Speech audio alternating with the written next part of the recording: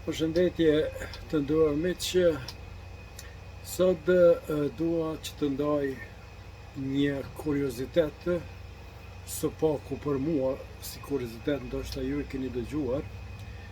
Një ditë gjatë emisionit më vjen një pyetje nga dëgjuesja dhe më thotë: Hysi, a e din se qumshti i lopës nuk është dedikuar për njerëzit?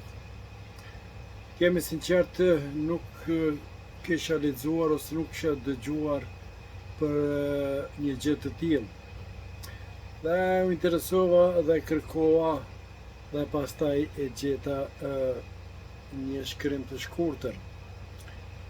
Në aspektin biologjik, qumshti i lopës është prodhuar natyrshëm nga trupi i saj për të ushqyer viçin.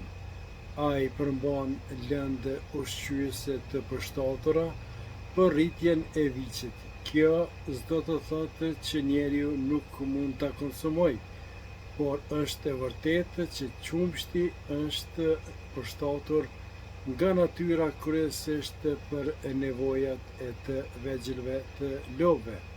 Ndërkohë njeriu e ka adoptuar këtë burim ushqimor prej mijëra vjetësh dhe trupi i shumë njerëzve është përshtatur ta tërhetë atë.